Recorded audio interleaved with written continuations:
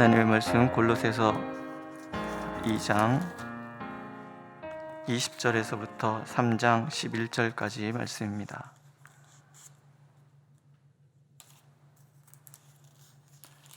한 목소리로 읽겠습니다. 20절. 너희가 세상의 초동학문에서 그리스도와 함께 죽었거든 어찌하여 세상에 사는 것과 같이 규례에 순종하느냐. 곧 붙잡지도 말고 맛보지도 말고 만지지도 말라 하는 것이니 이 모든 것은 한때에 쓰이고는 없어지리라. 사람의 명령과 가르침을 따르느냐. 이런 것들은 자의적 숭배와 겸손과 몸을 괴롭게 하는 데는 지혜로운 모양이나 오직 육체에 따르는 것을 금하는 데는 조금도 유익이 없느니라. 그러므로 너희가 그리스도와 함께 다시 살리심을 받았으면 위의 것을 찾으라. 거기는 그리스도께서 하나님 우편에 앉아 계시느니라. 위의 것을 생각하고 땅의 것을 생각하지 말라. 이는 너희가 죽었고 너희 생명이 그리스도와 함께 하나님 안에 감추어졌음이라. 우리 생명이신 그리스도께서 나타나실 그때 너희도 그와 함께 영광 중에 나타나리라. 그러므로 땅에 있는 지체를 죽이라. 곧 음란과 부정과 사욕과 악한 정욕과 탐심이니 탐심은 우상 숭배니라. 이것들로 말미암아 하나님의 진노가 임하느니라. 너희도 전에 그 가운데 살 때에는 그 가운데서 행하였으나 이제는 너희가 이 모든 것을 벗어버리라. 곧 분함과 노여움과 악의와 비방과 너희 입에 부끄러운 말이라. 너희가 서로 거짓말을 하지 말라. 옛사람과 그 행위를 벗어버리고 새 사람을 입었으니 이는 자기를 창조하신 이의 형상을 따라 지식에까지 새롭게 하심을 입은 자니라. 거기에는 헬라인이나 유대인이나 할레파나 무할레파나 야만인이나 수구디아인이나 종이나 자유인이 차별이 있을 수 없나니 오직 그리스도는 만유시요 만유 안에 계시느니라. 아멘. 너희가 세상의 초동 학문에서 그리스도와 함께 죽었다. 오늘 말씀은 그렇게 시작이 됩니다.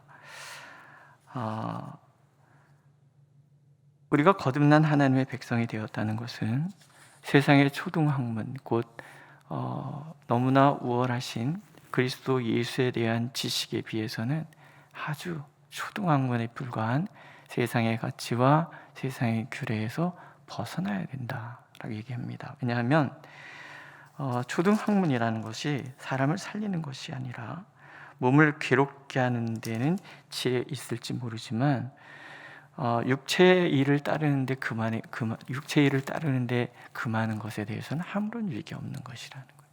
그러니까 세상에 속해 있는 모든 교훈들과 그 모든 규례들이 결국은 나를 살리는 것은 아니라는 거죠. 오직 우리를 구원할 수 있는 분은 예수 그리스도밖에 없습니다.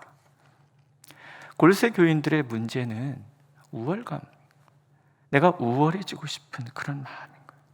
그래서 더 신비적인 것에 대해서 욕심을 부리고 그러다 보니까 이단에 자꾸 사람들이 빠져들게 되었다라는 거예요. 그런데 이들의 마음은 사실은 하나님을 더 알고 싶은 마음에서 비롯됐다라는 거예요. 그러나 그것이 출발이 틀렸어요. 하나님 안에서 하나님이 원하신 것을 찾으려고 하기보다는 욕심에서부터 탐심에서부터 시작이 되었다라는 거죠. 그것은 오늘 말씀에 말씀하시잖아요. 붙잡지도 말고 맛보지도 말고 만지지도 말고 한때 쓰이고 없어지는 것들, 세상 가치라는 것이, 유행이라는 것도 시대적인 어떤 문화라는 것도 유행을 타잖아요. 그냥 한때 있다가 다 없어져 버린단 말이죠. 한 40년 전, 50년 전 영화를 보면 그때 나오는 배우들 진짜 멋쟁이잖아요. 파마 이렇게 탁 하고 바지 통 이렇게 쫙 벌어진 바지 입고 이러고 막 나온단 말이에요. 근데 지금 우리가 보면 뭐 어때요? 아이고 촌스러워라 그런단 말이죠. 근데 그때는 그게 최고 멋쟁이였단 말이에요. 사실 우리가 누리고 있는 이 모든 가치들은 결국은 시대가 지나면 변하는 거예요. 요즘 시대의 이 문화조차도 사실은 바뀔 거란 말이죠. 왜요? 이 땅에 존재하는 것들은 영원한 것들이 없습니다. 그렇다면 초등학문에서 벗어나기 위해서 우리가 해야 될 것은 한 가지인 거죠. 위의 것을 따르라. 땅의 가치가 아닌 하늘의 가치, 인간의 가치가 아닌 하나님의 가치, 영원 불변하신 하나님의 가치를 따라야 된다는 거예요. 왜? 대전제가 나와요. 그거는 부활신앙이에요. 너희가 그리스도와 함께 다시 살리심을 받았다라는 거예요. 이것이 모든 탐심을 이기는 대전제라는 것을 사도는 분명하게 말하고 있는 거예요. 부활신앙은 항상 십자가를 통과해야만 도달할 수 있는 거예요. 내가 죽지 않으면 절대 도달할 수 없는 것이 부활신앙인 거예요. 근데 어때요? 우리는 내가 안 죽으려고 그래요. 나를 놓으면 끝장이라고 생각한단 말이에요. 그래서 지금 내가 움켜쥐고 있는 것들, 땅에 속해 있는 것들을 결국 못 나와요. 하늘은 하나님이 계신 곳이에요. 예수 그리스도께서 머무신 것이고 우리의 생명이 하나님 안에 보관되어 있는 그런 곳이에요. 세상의 어떤 권세도 우리의 영혼을 생명을 빼앗아갈 수 없도록 하나님께서 감싸주셨다가 마지막 때에 하나님과 함께 부활의 그 놀라운 영광에 들어가도록 그렇게 인도해 가시는, 이게 하늘의 가치라는 거예요. 그럼 땅에서 죽어야 하늘에 들어가고 땅에서 죽어야 부활에 이르른단 말이죠. 그럼 내가 죽어야 될 것들이 뭐냐는 얘기예요. 육신의 정욕에 대한 것이 나오잖아요. 음란, 부정, 사욕, 악한 정욕, 죄의 목록이 땅에 우리가 죽여야 할 어떤 목록들, 먼저는 이 성적인 것들이잖아요. 주체할 수 없는 어떤 쾌락적인 욕망들, 여기서부터 벗어나야 돼. 이게 죽어야 하나님께 이르른단 말이죠. 두 번째는 탐심이잖아요. 더 가지려는 욕망, 더 알고자 하는 그런 욕망, 내가 지배하고 다스리고자 하시는 그런 욕망, 내가 주인공이 되고자 하는 그런 욕망, 이 모든 걸 다 탐심. 재물의 만족을 모르면 재물이 우상이 되고, 지식의 만족을 모르면 지식이 우상이 되고, 인정받으려는 욕구에 인정받지 못하면 그게 내 우상이 되고, 지배하려는 욕구, 내가 주인공이 되고자 하는 욕구, 우리 마음에 이런 것들이 우리 마음을 사로잡으면 그것이 겉으로 표현되고요. 겉으로 표현될 때 그게 우상 숭배라는 거예요. 하나님 아닌 내 욕망이 나를 지배하는 거죠. 그런 면에서 본능적 쾌락을 탐하고 끊임없이 소비에 관심을 두는 이 현대 사회는 사실 우상숭배의 깊은 늪에 빠져 있다고 볼 수 있어요. 모든 행위의 중심에 누가 있어요? 내가 있는 거예요.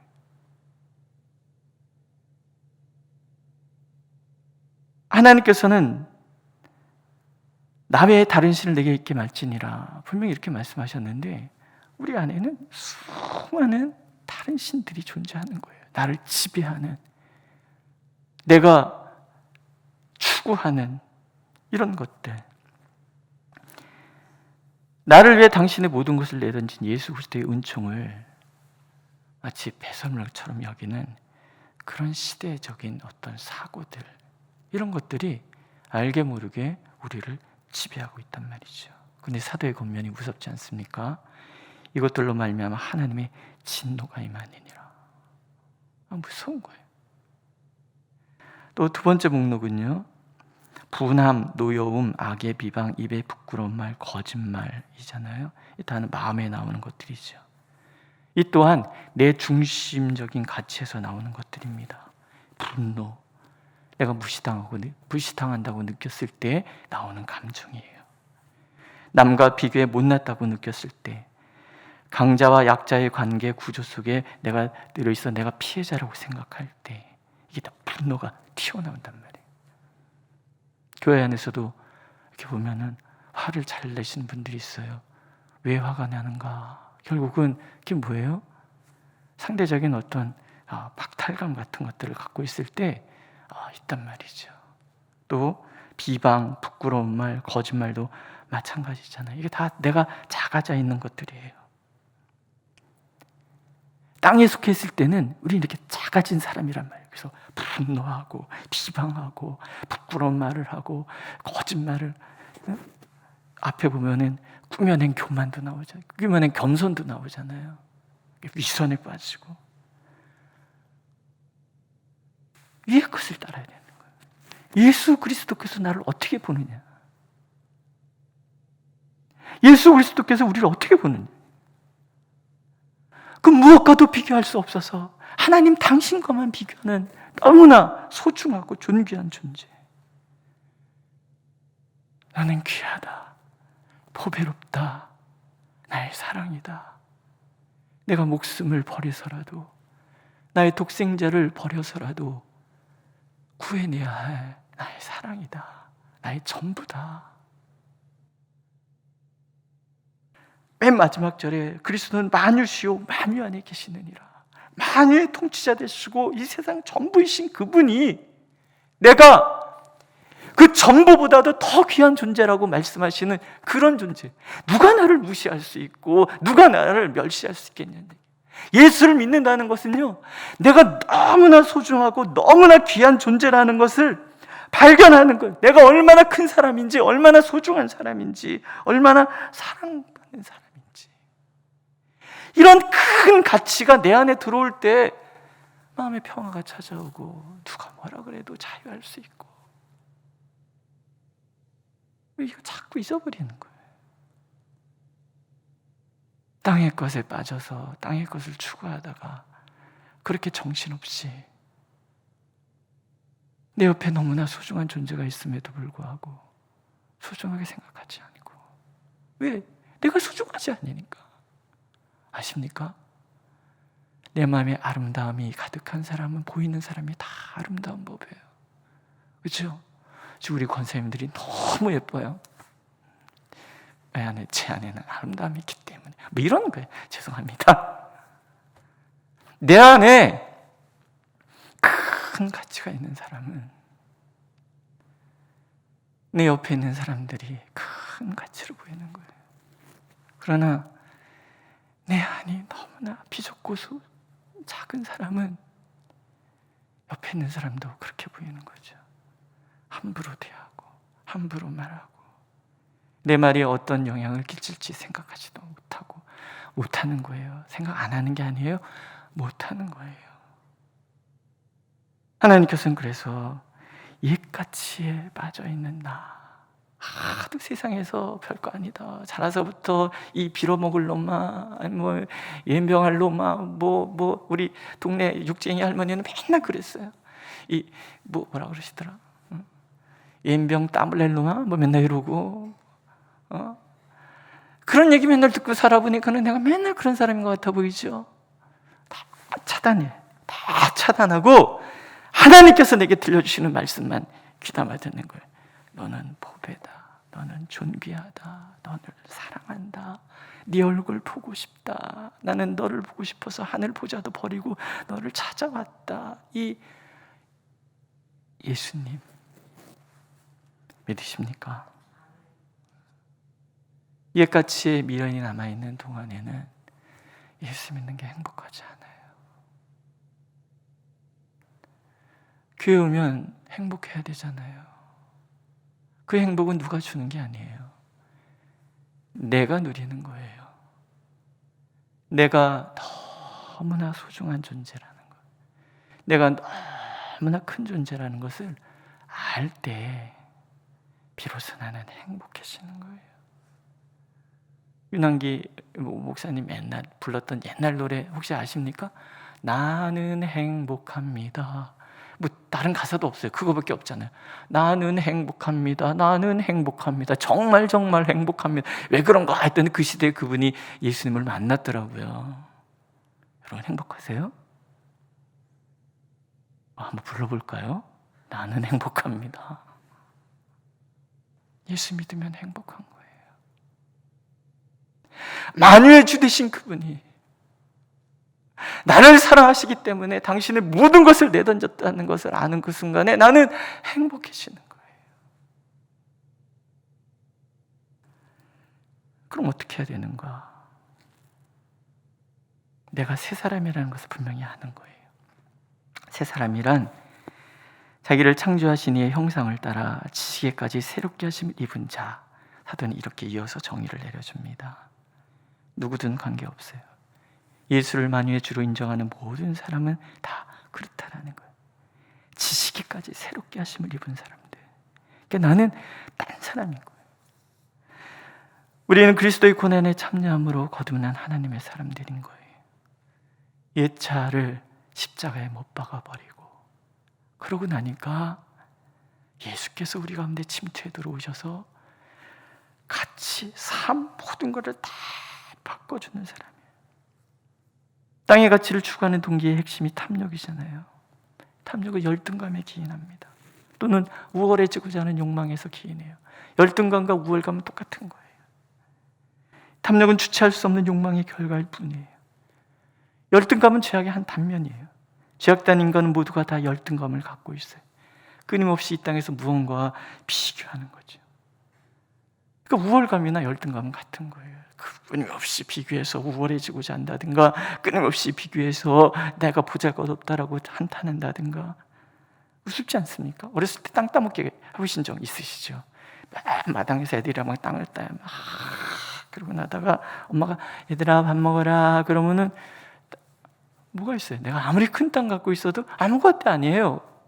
탐심이란 그런 거라는 거예요. 땅 따먹게 하는 거예요. 이 땅에서 내가 많은 것을 가지려고 막 추구해 가는 거예요. 그러나 주님이 와라. 그럴 때 다 두고 가버려야 될 것들. 오늘도 하나님께서는 우리에 속한 것은 오직 하늘에 속한 것을 내 안에 담은 것만 남는 것이라는 것을 기억하길 원하시는 거죠. 그래서 옛사람과 그 행위를 벗어던지라. 어떤 책에 이런 얘기가 있었어요. 한 인간으로서의 독특한 자기 가치를 인정하는 사람은 잘생긴 박사 친구가 60평짜리 아파트에서 예쁜 부인과 인류대학에 다니는 아들과 함께 사는 것을 보고 박수를 보낼 수 있다. 나는 키가 작고 아파트는 25평밖에 안 되고 아내의 눈은 와이셔츠 단추 구멍만 하고 애들은 공부를 못해도 이것이 나만의 귀한 인생이고 나는 나에게 주어진 독특한 인생을 산다 생각한다면 충분히 그럴 수 있다라는 거예요.